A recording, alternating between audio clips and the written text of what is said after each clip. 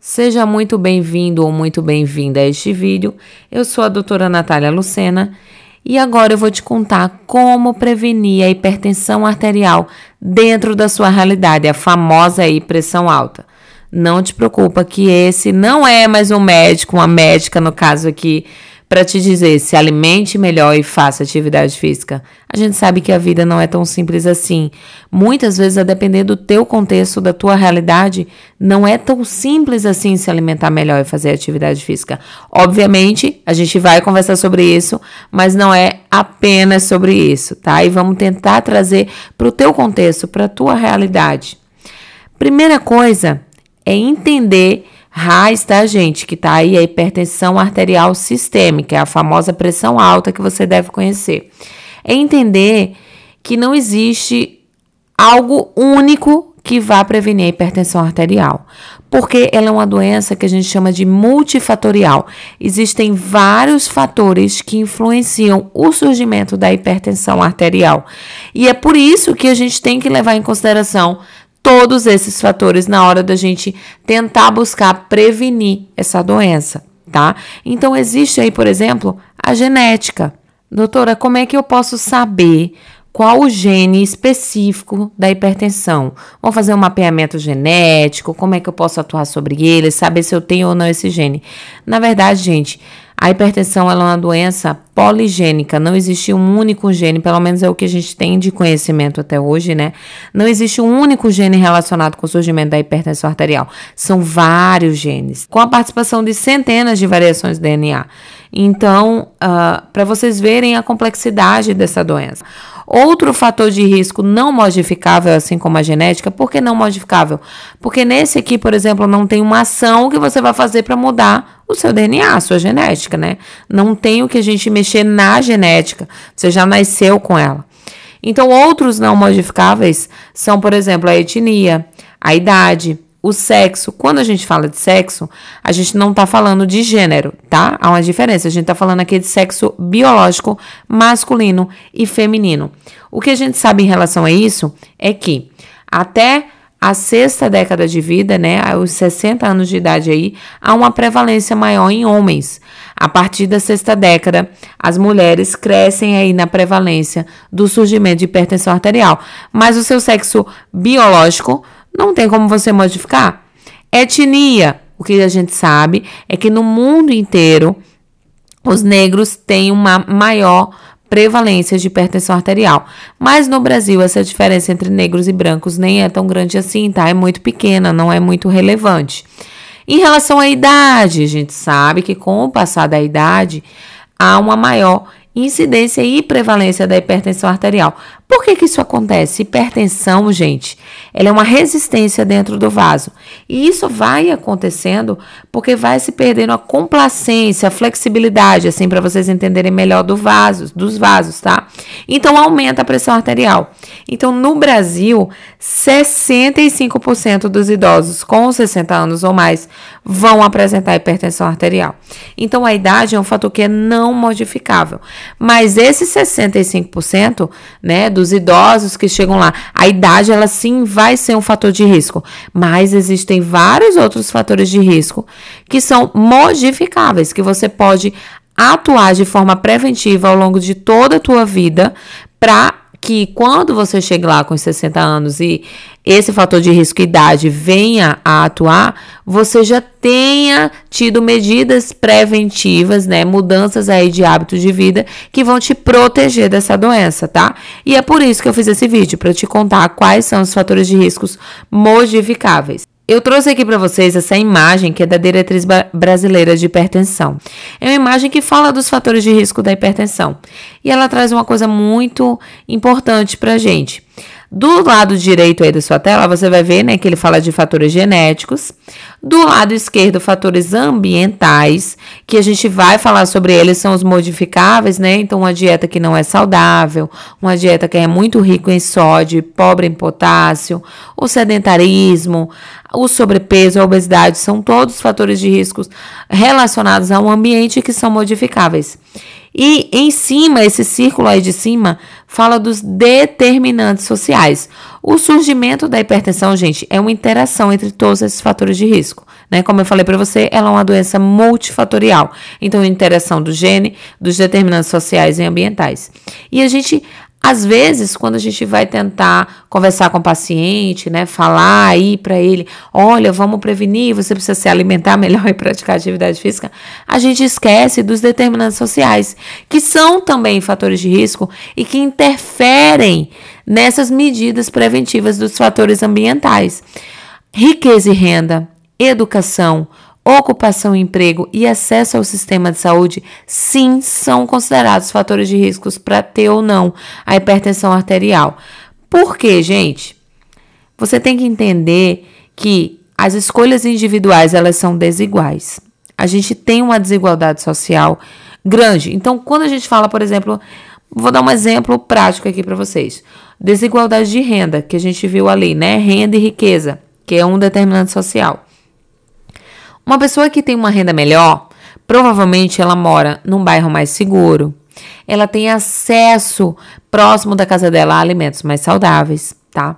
Não que sejam mais caros, a gente vai conversar sobre isso, mas ela tem acesso, né? Ela tem bons mercados, ela tem alimentos de melhor qualidade perto da casa dela, que ela pode pagar se tiver um valor mais alto. Ela tem acesso à saúde, a bons profissionais, ela pode pagar lá toda uma equipe multiprofissional, né, que tá ali disponível para ela. Então, a gente entende que há essa desigualdade, né? A gente entende, por exemplo, que se você mora tem uma renda um pouco menor, né, você tem um dinheiro ali muito apertado, você mora num bairro perigoso, por exemplo, e eu peço a você, vai fazer atividade física depois do trabalho, só que o seu bairro não é seguro. E aí você, mulher, por exemplo, como é que você vai sair à noite para correr, né? Ou à noite para caminhar? Como é que você vai fazer essa atividade física se o teu contexto social não permite isso? Se você tem um emprego que é altamente estressante, que te consome muito, que tira tuas energias e no final do dia você tem mais condições de trabalho, você no refeitório do seu próprio trabalho, muitos brasileiros trabalham e se alimentam no trabalho, tem uma comida não saudável, uma comida com ultraprocessados, industrializada. Então, muitas vezes a gente fala assim, você tem que se alimentar melhor. Mas não é tão simples assim, porque as escolhas individuais, elas são sim desiguais, porque elas têm relação com os determinantes sociais. E a gente precisa entender também que as medidas preventivas com real impacto no surgimento ou não da hipertensão arterial, elas dependem sim das ações individuais, ou seja, do indivíduo se alimentar melhor, praticar atividade física, como a gente falou, mas ela depende também de ações populacionais. Ela depende de um complemento dessas duas ações, né?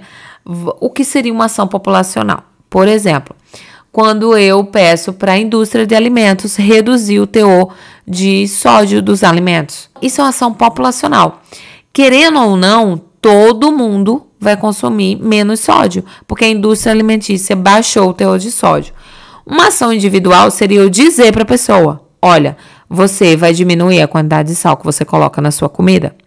Você vai diminuir. Isso geralmente, inclusive, gera mais esforço, um maior esforço, tá, gente? Por exemplo, falando aí do tabagismo, que é um fator de risco, na verdade, para doença cardiovascular em geral. Uma ação populacional seria eu proibir propagandas, eu aumentar o imposto do cigarro. Então, fazendo isso, eu dificulto toda uma população a ter acesso ao cigarro. Eu inibo, tirando as propagandas, de que jovens, de que pessoas não fumantes comecem a fumar. Mas eu pedir para uma pessoa que é fumante parar de fumar é uma ação individual que exige maior esforço. É preciso que essas duas ações se complementem. É preciso que ambas as ações sejam realizadas. É tanto importante as ações individuais como as coletivas, tá, gente? Então, é interessante você ter consciência disso. Tá, doutora, tudo bem, mas então como eu vou prevenir a hipertensão? Já que ela é multifatorial, ela depende de ações populacionais, por exemplo, que o governo vá lá e obriga a indústria alimentícia a baixar o teor de sódio. Tá, a gente vai atuar no que a gente pode atuar, no que cabe a você fazer. Então, esse vídeo é para a gente focar nas ações individuais modificáveis. Então, vamos voltar lá para aqueles fatores de risco.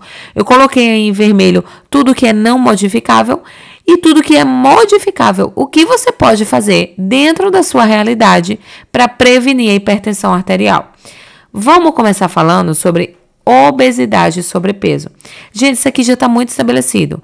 Isso é um fator de risco claro e muito importante para desenvolver ou não a hipertensão arterial. Se você tem sobrepeso ou tem obesidade, você precisa tratar isso. Você precisa sair dessa condição. Doutora, como é que eu vou saber que eu tenho obesidade ou sobrepeso? O Ministério da Saúde, o nosso país, ele usa para classificar ou não a obesidade o índice de massa corporal, o IMC, você já deve ter ouvido falar sobre ele. Se você quiser calcular o seu IMC, você pega o seu peso e divide pela altura ao quadrado, a altura estando em metros e o peso em quilogramas, tá? Se você jogar aí na internet, vão ter várias ferramentas. Joga aí como calcular o IMC e ele vai te dar várias calculadoras, você faz isso rapidamente. Se esse resultado der maior do que 25 e menor do que 29,9, menor ou igual a 29,9, ou seja, nessa faixa de 25 a 29,9, você está com sobrepeso. Você já tem fator de risco para ter hipertensão arterial. Se o teu IMC der maior do que 30, você tem obesidade. Você tem um fator de risco importante para ter hipertensão arterial. Isso é tão bem estabelecido, gente, que controlar o peso, sair dessa condição de sobrepeso e obesidade e manter um IMC na faixa de normalidade, que é ali entre 18,5 e 24,9, vai fazer com que, objetivamente, a sua pressão baixe. Quando você diz assim, minha pressão está 12 por 8, na verdade, a sua pressão está 120 por 80, tá? Para simplificar, a gente arredonda e diminui e fala 12 por 8. Mas, na verdade, é 120 por 80. E a unidade dessa medida é milímetros de mercúrio.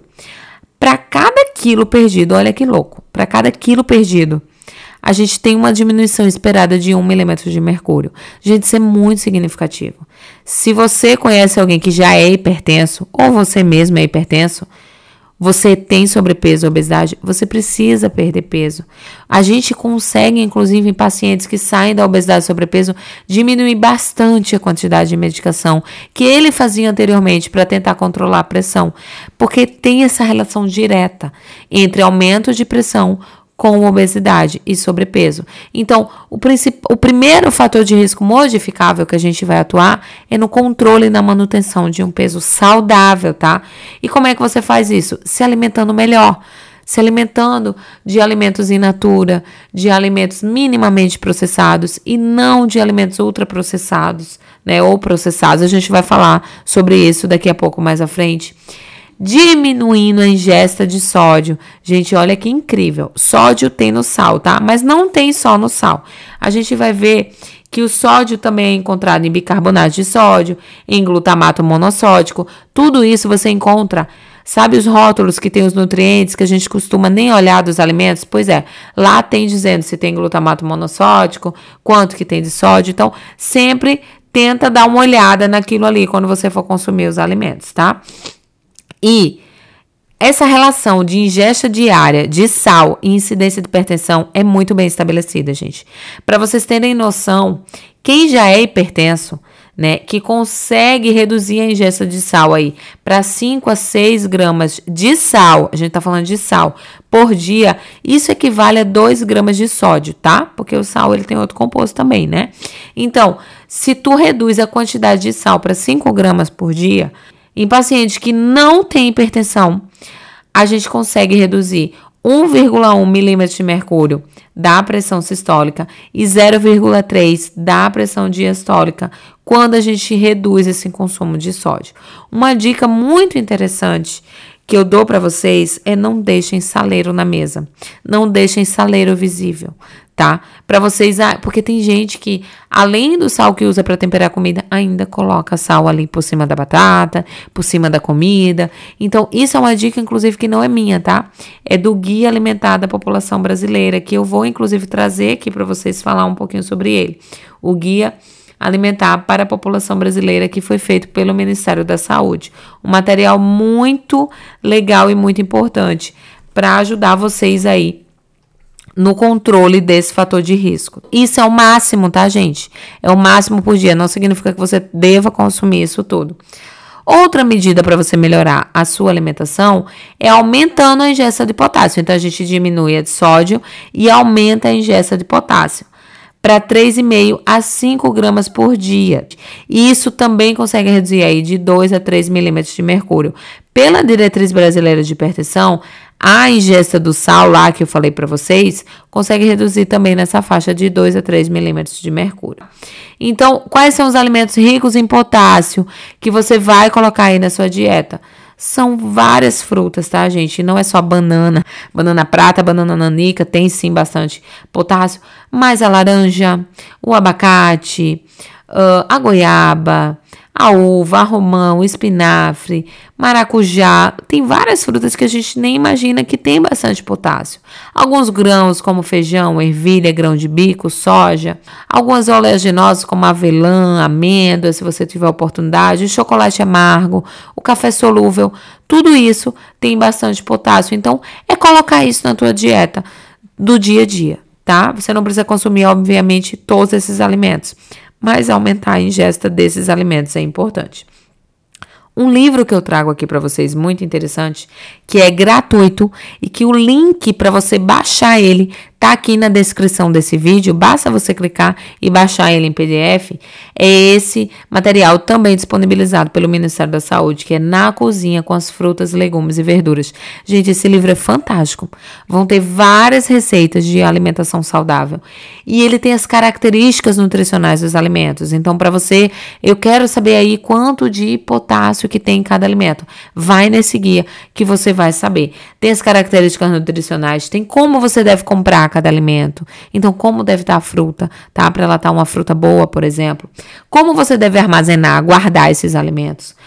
Quais os períodos de safra, receitas com esses alimentos. Então, olha, é muito bom esse material. Eu super indico para você que você baixe o PDF e que você dê uma olhada e insira aí uma alimentação mais saudável, porque isso vai sim fazer toda a diferença. O que eu sempre digo, quem é meu paciente, né, já escutou isso, porque eu sempre repito isso em consultório, diariamente eu falo essa frase: descasque mais e desembale menos.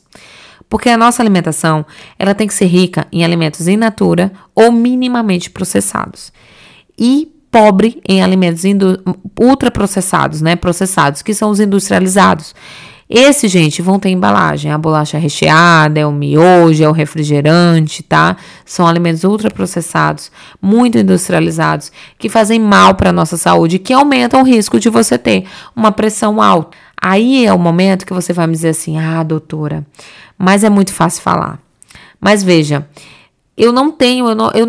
perto de onde eu moro, não vende frutas, verduras. Eu não tenho acesso a hortaliças, a nada disso. Eu tenho que sair para muito longe para comprar. Doutora, eu não tenho dinheiro para comprar. Eu não tenho tempo para cozinhar. Vamos conversar sobre isso? Se você não tem acesso, se realmente perto da tua casa não tem onde vendam frutas, verduras e hortaliças, que tal fazer uma hortinha comunitária? Doutora, mas eu não me dou bem com os vizinhos. Que tal fazer uma hortinha familiar? Não, mas eu moro num grande centro urbano, numa comunidade, não tem espaço para eu plantar, para eu ter hortinha. Vê aí algum terreno perto que tu possa falar aí com a prefeitura para vocês fazerem uma hortinha comunitária lá. Pega um caixote, gente, um vaso maior, bota ali, eu tenho certeza que tem um cantinho na tua casa que pega um solzinho que tu consegue fazer, tá? Então se junta, eu acho que quando a gente faz isso junto, tem mais sucesso, tá? Você fazer sozinho, realmente, às vezes, o cuidado, né, de regar, de adubar e tudo, mas quando você faz isso de forma comunitária, vocês podem revezar as tarefas, né? A adubação vai ser feita tal dia por fulaninho, outro dia, e todo mundo se beneficia de uma alimentação mais saudável. Muito importante, eu não tenho tempo, né? Faz um planejamento alimentar, né? Então, assim, poxa, eu vou cozinhar uma vez por semana. E aí você vai fazer mercado uma vez por semana. Você não vai precisar estar se deslocando para longe da sua casa para ir buscar essas frutas e verduras. Não, mas eu só consigo a cada 15 dias. Vai a cada 15 dias, congela. Você pode congelar as frutas e verduras. Então, torna um alimento minimamente processado o processo de congelamento. Ele ainda é saudável, tá? Você só pegou e refrigerou. Então, gente, é planejamento. O que eu vou comer durante a semana? Eu vou cozinhar durante o domingo, eu vou lá de manhã, faço toda a comida da semana e coloco no congelador. E deixo tudo congelado e eu vou comer saudável durante toda a semana ou durante os próximos 15 dias aí, como você preferir. Então, gente, é pedir ajuda, é dividir função, é se planejar. Não tem desculpa. Se você quiser mesmo se alimentar melhor, você consegue. Ah, não, mas eu não tenho, é dinheiro. Porque se alimentar melhor é caro. Isso é mito. Tá, gente? Eu trouxe aqui essa informação para vocês também do Duncan, que no Brasil, embora alguns legumes e verduras e frutas possam ter preços realmente superiores a alimentos ultraprocessados, às vezes uma fruta, por exemplo, uma pitaia, né? Uma fruta um pouquinho mais cara, difícil de achar, e você vai comparar ela com uma bolacha recheada ali de R$1, 50 centavos, R$1.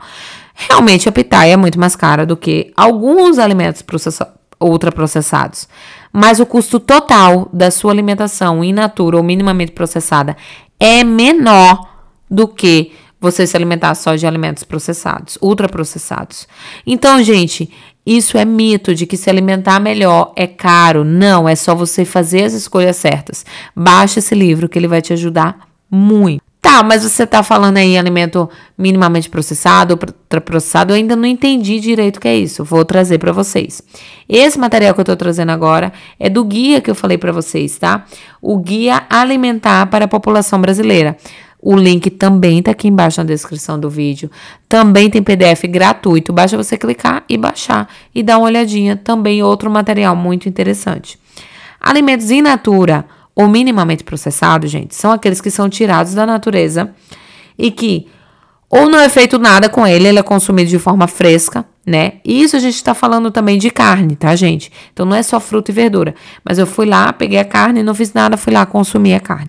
Se eu não adicionar sal, se eu não adicionar açúcar, se eu não adicionar óleo, né? Se eu realmente não adicionar nada desses produtos e guardar eles, eu posso até, gente, moer, por exemplo, né, quando a gente moe lá o café, eu posso até fazer uma secagem, uma pasteurização, uma fermentação, eu posso até fazer uma refrigeração, como eu falei para vocês, eu vou estar deixando ele minimamente processado. Então, o alimento que é fresquinho, foi ali na horta, tirei e consumi, ele é in natura. Quando eu congelo esse alimento, ele fica minimamente processável, continua sendo saudável, continua sendo indicado para você aí ter uma alimentação saudável e prevenir a hipertensão arterial. Valorizem o feijão com arroz, gente. Feijão com arroz é uma alimentação muito rica e é uma alimentação saudável. É um alimento aí minimamente processado, tá? Por quê? Porque ele vai ser feito, vão selecionar os grãos, né? Você não tira ele da planta e você vai consumir. Se você fizer isso, é um alimento in natura. Mas ele muitas vezes vai separar lá os grãos, vai tirar a sujeira, vai botar na embalagem. Então, por isso que diz que ele é minimamente processado. Valorize o arroz com feijão. Essa é uma alimentação super saudável, super rica, tá? Não subestima. E o que a gente não deve comer? Os processados e ultraprocessados. Processados, gente, são os queijos, são as conservas. Então, por exemplo, é você pegar um pepino ali e botar ele em conserva. Quando você vai fazer uma conserva, né, você adiciona açúcar, você adiciona outras coisas. Quando você pega uma carne, você bota ela no sal para guardar. Ou queijo, né? O pão é um exemplo de um alimento processado. Por quê? Porque eu adiciono sal e açúcar nele. Então, quando há essa adição, né, de óleos, açúcares e sais, ele torna-se um alimento processado. Então, esses alimentos a gente deve evitar. Mas, sobretudo, os ultraprocessados. Esses daqui, gente, tem baixíssimos nutrientes e grande teor de sódio. São alimentos que não têm valor nutricional. São alimentos que fazem mal mesmo para a tua saúde e aumentam o risco de hipertensão. É a bolacha recheada, é o refrigerante, é o miojo, né? São alimentos que foram industrializados, passaram por um amplo processo de industrialização para conservar. Vocês veem quanto tempo dura aí uma bolacha recheada no mercado. Adiciona conservante nessas coisas. Gente, como é que o miojo não estraga? É muito conservante, é muita substância que realmente esse processo de industrialização, para ele ser mais perecível, para ele durar mais, ele transforma o alimento em um alimento não saudável. Então, evitem esses alimentos. Como eu falei para vocês, baixem esse guia. Outra indicação que é super importante para você se alimentar melhor aí, prevenir a hipertensão. Vamos para outro fator modificável, álcool. Doutora, quer dizer que o álcool previne, sim, e é outra relação que está bem estabelecida, tá? Consumo de álcool e risco de desenvolver a hipertensão arterial. O ideal é que você não consuma álcool, tá? Porque o álcool não é saudável. Mas se você consumir álcool, você tem que reduzir essa ingesta para o mínimo possível, porque a gente já sabe que uma ingesta de 30 gramas de álcool por dia é fator de risco para desenvolver hipertensão arterial. O que é 30 gramas de álcool, né? Álcool é uma bebida, geralmente era para 100 ml. Como é 30 gramas de álcool? Por exemplo, eu trouxe aí para vocês uma garrafa de cerveja, ela tem 30 gramas de álcool. 2 taças de vinho tem 30 gramas de álcool. Uma dose de destilados, né? Uísque, vodka, aguardente, tem 30 gramas. Então, se você está consumindo isso diariamente, você já está com fator de risco importante para desenvolver a hipertensão arterial. Então, reduza e, se possível, elimine o álcool da sua vida. Outro fator de risco modificável que você já deve conhecer é o sedentarismo. O nosso corpo precisa de movimento. O sedentarismo também é um fator de risco muito estabelecido para desenvolver hipertensão arterial. E, gente, olha o impacto disso. Quando a gente faz uma atividade física aeróbica de pelo menos 150 minutos por semana, se ela for aí de leve a moderada, a gente consegue reduzir a pressão arterial sistólica de 5 a 7 milímetros de mercúrio. Olha o quanto que baixa você praticar atividade física. Então, pratiquem atividade física. Mas aqui entra aquela questão da realidade, né? Tá, doutora, mas eu moro num bairro perigoso, eu não consigo sair para caminhar e correr na rua. E eu não tenho dinheiro para pagar uma academia. Gente, eu não tenho tempo, porque eu tenho 2 filhos. Olha só, você pode fazer 150 minutos por semana de atividade leve a moderada. E você pode fazer 75 minutos de atividade vigorosa por semana. Isso você já sai do sedentarismo.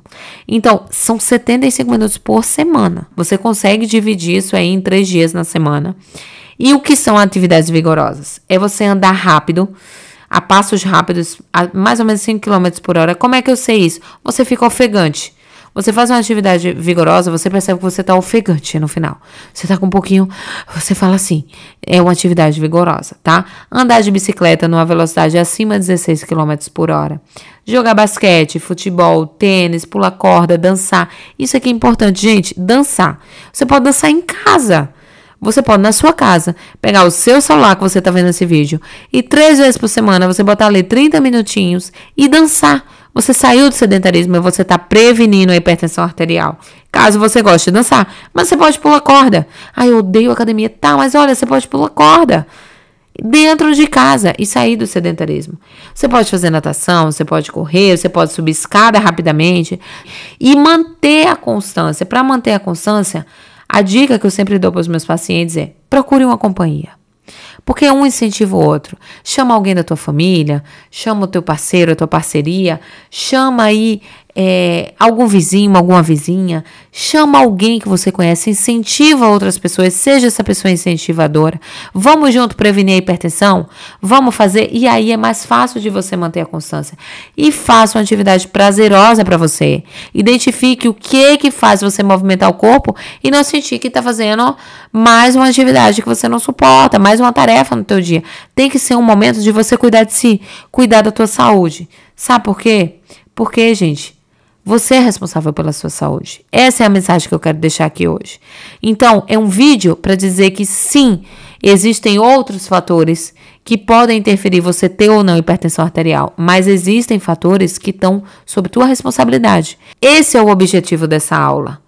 É te ajudar, é te direcionar. Se eu conseguir com que uma pessoa, pelo menos, que vê esse vídeo, vá lá, faça as mudanças na vida, consiga manter lá dentro do peso, sair do sedentarismo, da obesidade e consiga prevenir a hipertensão arterial, já valeu aqui. Então é isso, espero muito que esse vídeo ajude vocês. Eu vejo vocês no nosso próximo vídeo.